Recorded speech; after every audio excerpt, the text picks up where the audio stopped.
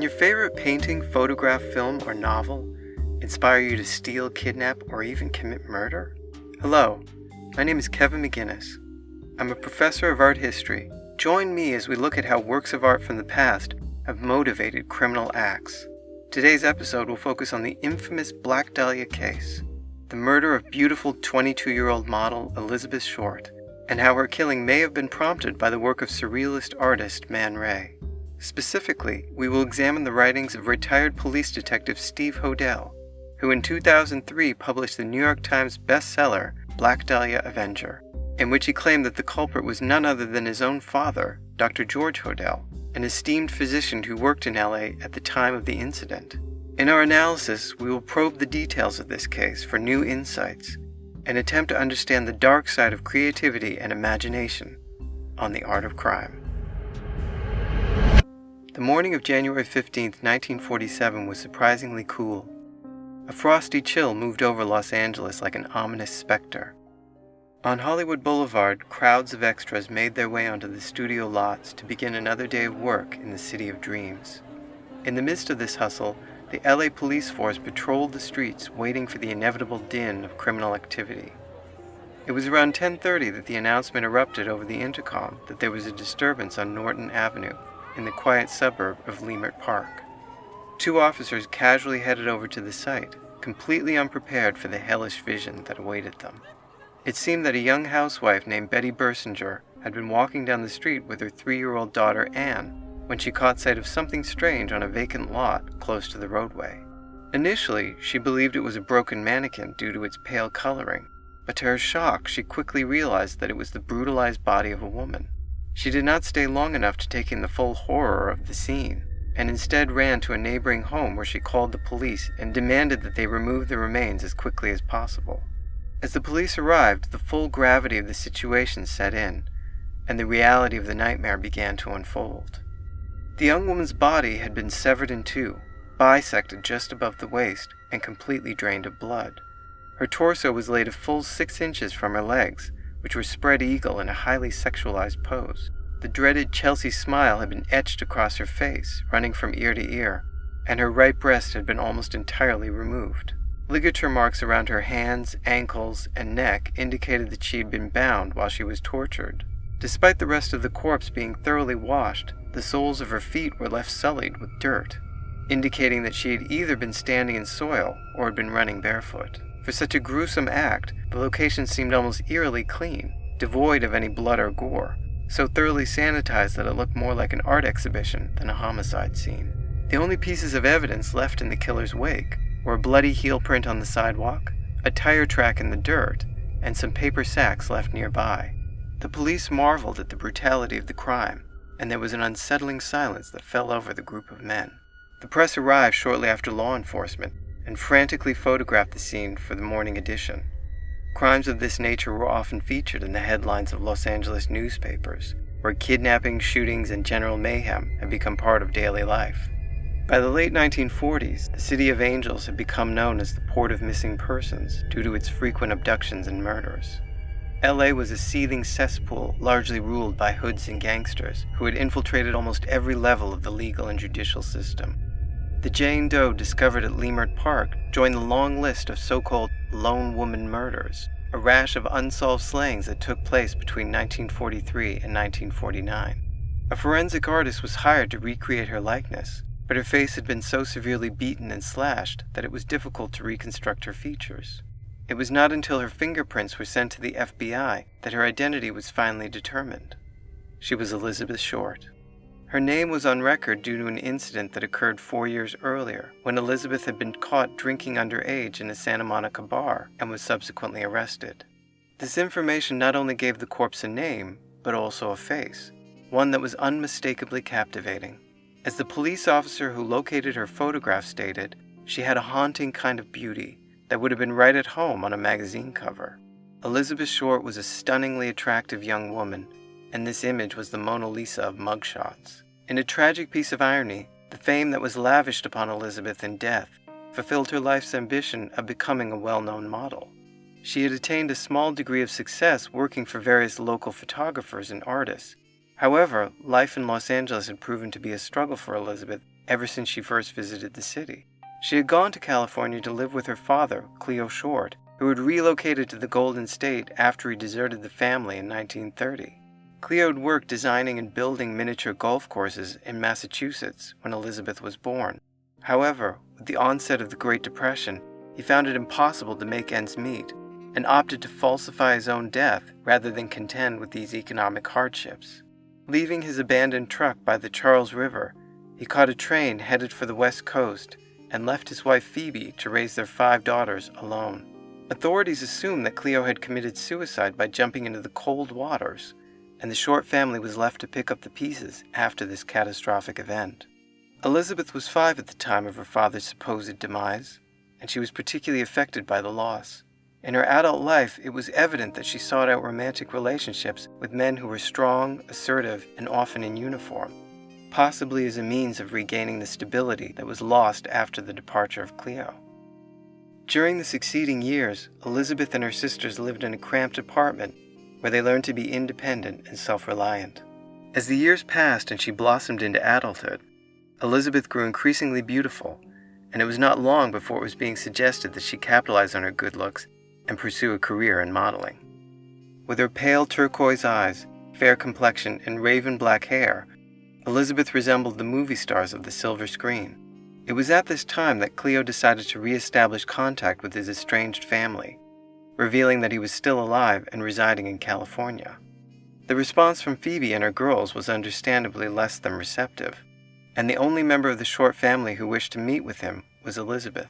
At the age of 19, Elizabeth left her home of Medford, Massachusetts, and ventured to the West Coast to see her father. Unfortunately, the heartwarming reunion would prove to be a disappointment. By this time, Cleo had developed a strong dependency on alcohol and expected Elizabeth to essentially serve as his nursemaid, cleaning up his home and making his meals. Elizabeth, on the other hand, went to California with the intention of meeting a man and enjoying the glamorous LA lifestyle she had read about in magazines. This living arrangement lasted only a few weeks before Cleo threw Elizabeth out onto the streets, where she was forced to fend for herself. Shortly thereafter, Elizabeth was arrested for underage drinking and sent back to her mother. Upon her return, she visited the warm beaches of Florida, where she spent most of her winters since childhood. It was during one of these trips that Elizabeth began dating a handsome young Army Air officer named Matt Gordon, with whom she became engaged. The intensity of their relationship is revealed in the letters that she wrote to him during this period. Darling, I'm so proud that I'm afraid I'm going to cry. Forgive me, please. I didn't plan to cry at all. I simply can't help myself. And when you come home, I'm never going to let you go, darling. I'm not trying to frighten you, really. I just love you so. And it's real love because I haven't had you out of my thoughts since we met. When Matt was deployed to India, he promised to marry her upon his return, but was tragically killed in action only 1 week prior to the end of World War II. Following this devastating blow, Elizabeth began crisscrossing the United States like a traveling vagabond. In July of 1946, she returned to Los Angeles and rekindled her relationship with an Army officer named Gordon Fickling, who she had dated years earlier. Unfortunately, Gordon did not reciprocate Elizabeth's feelings, and the affair quickly fizzled. Consequently, Elizabeth's life became extremely difficult. She was faced with financial hardship and emotional ruin, and it was a daily struggle to keep a roof over her head and food in her stomach. She would often accept dates from men for the opportunity to have a free meal and a night on the town. Passing time at the soda fountain in Long Beach, Elizabeth developed a reputation for wearing black lacy garments, and the locals eventually dubbed her the Black Dahlia, a moniker that would later be appropriated by the Los Angeles press in their coverage of her murder. This sexy and mysterious title would become synonymous with Elizabeth and elevate the profile of her death in the public consciousness. During an interview with reporters, Lynn Martin, a close friend of Elizabeth, painted a grim portrait of the dangerous conditions faced by women in LA who weren't afforded the luxury of wealth and fame. There are a lot of girls who could end up like Beth Short. Hollywood draws them in from all over the country. Hollywood is a lonely place when you come into it without home ties or friends and very little money. There are few places for a lonely girl to go except into a bar. Girls pick each other up in a store or a bar and start rooming together like old friends. It doesn't matter if they don't know anything about each other. Somebody to talk to and share the rent with. Sharing rent means more money for something to eat or a new pair of shoes. Even more important than food sometimes is having makeup and being able to keep your hair looking good, because if you look good, you can always get a man to buy you a big thick steak, French fried potatoes, and a cup of coffee. Nothing ever tastes so good. But the guys you pick up all insist on you ordering steak or chops, and you get so sick of meat all the time. And after a while, you can hardly get it down. You don't drink at first because you don't like liquor. But when you're on a date in a bar, you have to order something. You're always lonely in Hollywood, even when you're out with people.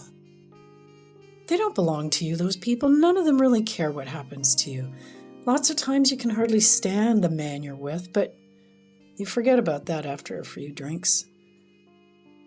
Girls talk to each other about getting out of Hollywood and starting all over again. They're going back home, or they're going to get married to someone. Down in the heart of all of them is this sort of hazy dream about a husband and a house and a baby. They talk about it and they dream about it, but somehow they almost never do it. This life is like a drug. You can't give it up. It's not like having a 9-to-5er. They can sleep late if they want. They're on their own time. They never want their families to know what kind of life they're leading. So if they write home, they make stuff up. Most of the girls are pretty innocent and well-meaning at first. The road downhill is gradual. They know their life isn't right, but after a while, you take the easiest way. Sooner or later, they become pregnant, and many of them resort to a legal operation. And sometimes, some of them end up like Beth Short. In November of 1946, Elizabeth suddenly left Los Angeles for San Diego. Many of her friends commented on the fact that she was anxious as she prepared for this journey, departing in a rushed manner and telling her roommates that she was fearful for her life. Upon her arrival, Elizabeth took refuge in an all-night theater house where she was met by Dorothy French, a young woman who worked at this establishment. Taking pity on the stranger, Dorothy invited Elizabeth to come and stay in her apartment where she lived with her mother, Elvira. Delighted by the prospect of a safe dwelling and a hot meal, Elizabeth accompanied Dorothy to the suburbs of San Diego, where she remained for the next 6 weeks. While staying with the Frenches, Elizabeth dyed her hair and bleached her eyebrows, perhaps in an attempt to disguise herself. Furthermore, the Frenches described Elizabeth's emotional state as highly agitated throughout her stay with them. This was extremely evident when 2 men and a woman unexpectedly arrived at the Frenches' home looking for Elizabeth, and she refused to go to the door and meet with them. The identity of these unknown guests has been a topic of speculation amongst researchers of the case, and it has been suggested that they were likely connected to Elizabeth's murder. Despite her fears, Elizabeth refused to confide in the Frenches and remained tight-lipped about who or what had scared her into hiding, taking her secret to the grave. As time passed, tensions began to grow in the Frenches' home due to the fact that their new guest refused to help with the housework or get a job as promised, and instead spent her time going on dates with various local men and sleeping until noon. This conflict finally came to a head when Elizabeth was sent $100 by Gordon Fickling and neglected to share this newfound wealth with her tenants, causing Elvira to suggest that she find another place to live. Thankfully, Elizabeth met a young traveling salesman named Robert Red Manley, who, following a series of dates, agreed to drive her back to Los Angeles. On January 9th, Robert left Elizabeth at the Biltmore Hotel, and after milling around the lobby until approximately 10 in the evening, she left for an unknown destination. Over the course of the next 5 days, there were more than a dozen alleged sightings of Elizabeth all over the downtown Los Angeles area, though many of these reports were unsubstantiated. The strongest eyewitness account would be offered up by female officer Merle McBride, who claimed that on the afternoon of January 14th, she was approached at the intersection of 5th and Main Street by a distraught and teary-eyed woman matching Elizabeth's description. McBride accompanied this young lady to a bar where she retrieved her purse after revealing that a former suitor was inside a bar down the street and he just threatened to kill me. An hour later, McBride again saw this woman in the company of 2 men and another female. She explained to the officer that she was going to the Greyhound bus station down the street to meet her father. Less than 24 hours after this interaction, Elizabeth would be found brutally murdered in Leimert Park. However, the fact that Elizabeth's luggage, which contained her clothing and cosmetics, was checked into a bus station locker during this period cast suspicion on McBride's account. Given Elizabeth's fastidious nature and groomed appearance, it seems highly unlikely that she would have been seen in public socializing without a clean blouse and skirt, as well as a full face of makeup. Instead, Elizabeth was probably kidnapped or drugged shortly after departing from the Biltmore Hotel on the evening of January 9th, and was confined until her eventual death 6 days later. In the immediate aftermath of this horrendous crime, the media ran sensational stories about Elizabeth's lifestyle, spreading false rumors that she was a lesbian, a drug addict, and even a prostitute. In truth, she rarely slept with the men she dated and abstained from drugs and alcohol. The LA press soon had even more information to publish about the case when a package containing some of Elizabeth's personal items, including her birth certificate, photos, and an address book, was sent to the Examiner newspaper, along with a series of letters from a figure referring to himself as the Black Dahlia Avenger. One day prior to its arrival, the killer had reached out to James Richardson, the city editor for the Examiner, and informed him that he would be sending this material. According to Richardson, the caller had a sly voice that sent a shiver down his spine and talked in riddles when he spoke. Well, Mr. Richardson, I must congratulate you on what the Examiner has done in the Black Dahlia case. You seem to have run out of material. I'll send you some of the things she had with her when she, shall we say, disappeared. This parcel was accompanied by a poison pen letter that simply stated, "Here's Dahlia's belongings," and promised that another note would soon follow. Finis Brown, the lead detective assigned to the case, strongly believed that the package was legitimate due to the fact that the sender had vigorously wiped down the items with gasoline to remove any fingerprints, and thereby demonstrated the same kind of psychopathic cleanliness the killer had exercised when washing Elizabeth's body. The address book was a virtual goldmine for the police, as it contained the names of over 100 men with whom Elizabeth was acquainted. Certain pages in the book had been cut out, and it is suspected that the removed names reference the people involved in her murder. As a direct consequence of the killer mailing the address book to the press, many of the men who had dated Elizabeth were interviewed and placed under a police microscope. The same day this package arrived, the LA Police Department recovered Elizabeth's handbag and one of her shoes after the killer left them on top of a trash bin in an alleyway close to the site where Elizabeth's body was placed. Additionally, the police were overwhelmed with leads and so-called confessing Sams who wished to take credit for the slaying. Among the key suspects in the case was George Hodel, a prominent doctor in the Los Angeles area who specialized in treating venereal diseases. George came to the attention of the police after he was charged with having sexual relations with his 14-year-old daughter, Tamar, in 1949. Though he was not convicted of this crime, during the course of the trial, it was insinuated that he may have been connected with the Black Dahlia murder. The police subsequently installed microphones in George's home, hoping to capture incriminating evidence, and overheard him make statements implicating himself not only in the death of Elizabeth Short, but also his secretary, Ruth Spaulding, who had died from a suspicious drug overdose in 1945. The police subsequently installed microphones in George's home, hoping to capture incriminating evidence, and overheard him making statements implicating himself not only in the death of Elizabeth Short, but also his secretary, Ruth Spaulding, who had died from a suspicious drug overdose in 1945. In the police transcripts, George is recorded as saying, "Supposing I did kill the Black Dahlia, they couldn't prove it now. They can't talk to my secretary anymore because she's dead." Shortly after this surveillance operation concluded, George Hodel learned that the Los Angeles police planned to arrest him for Elizabeth's murder, and he left for Hawaii, later moving to the Philippines. Following his death in 1999, evidence was uncovered by his son, Steve Hodel, that increasingly pointed towards George as Elizabeth's killer, and these findings were published in a book series titled Black Dahlia Avenger. These items found in George's estate include a photograph that possibly depicts Elizabeth, as well as handwriting samples that match letters sent to the press by the killer.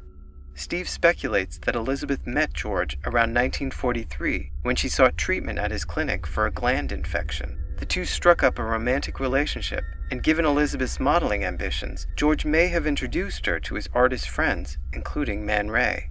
Steve believes the motive for Elizabeth's murder was a combination of his father's frustrated artistic ambitions as well as his inclination towards acts of sadism. Specifically, George carried out this brutal act as homage to his Surrealist colleagues who had taught him about the powerful and uncontrollable aspects of the subconscious mind.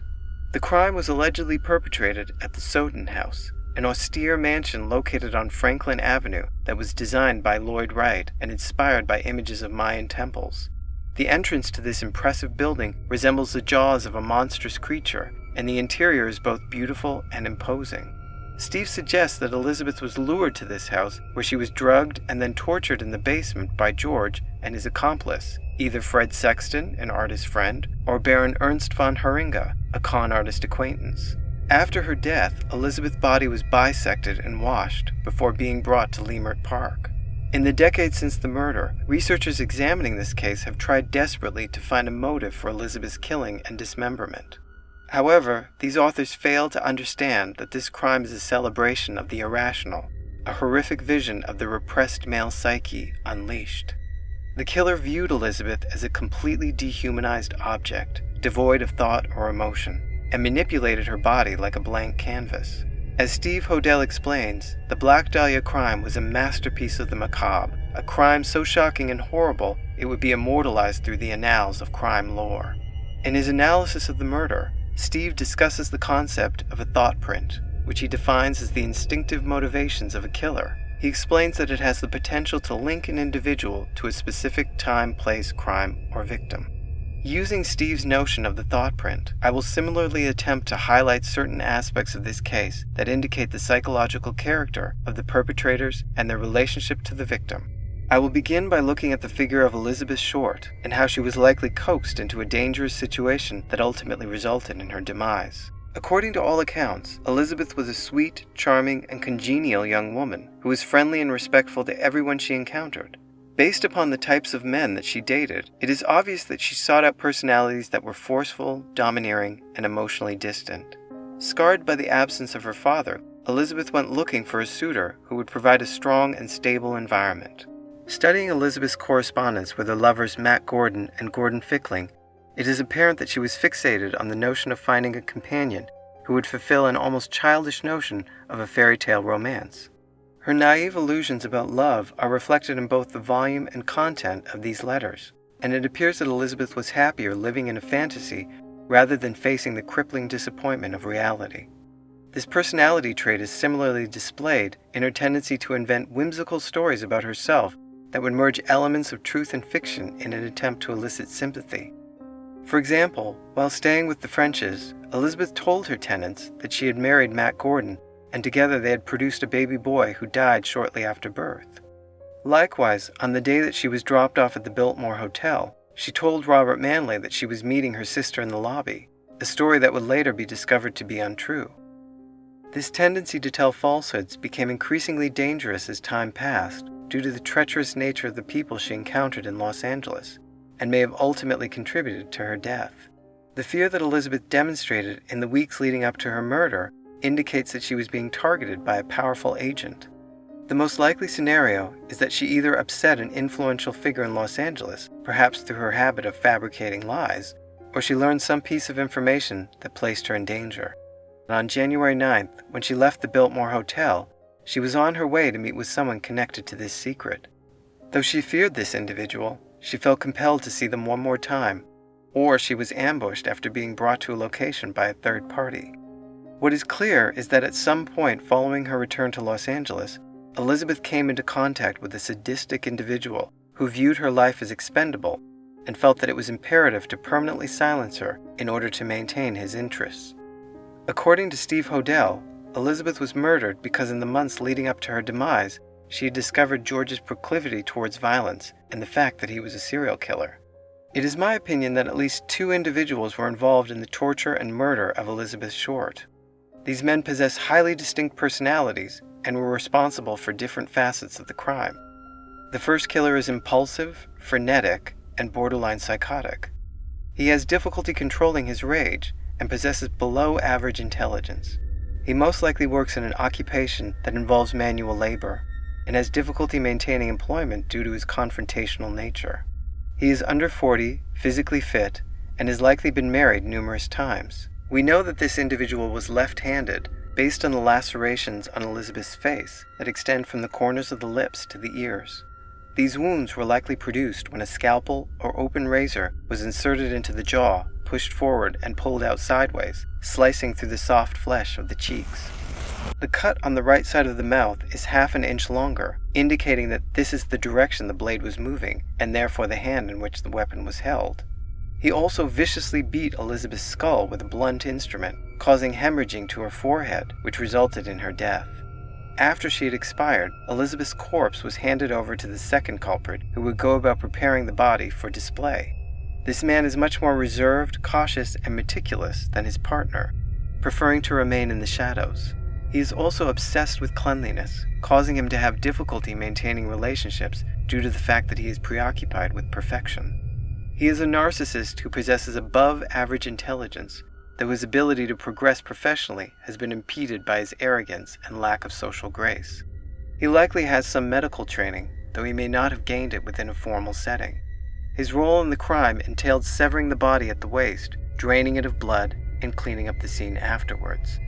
This series of actions was carried out with such care and delicacy that it verges on the sacred, and according to Dr. Paul DeRiver, a police psychiatrist who investigated the case, indicates that this individual had inclinations towards necrophilia.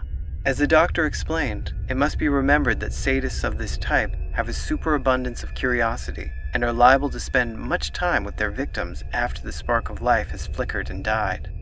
When the LAPD tested Elizabeth's body for the presence of sperm, it came back negative, indicating that the crime was not motivated by desire, but instead sexual rage.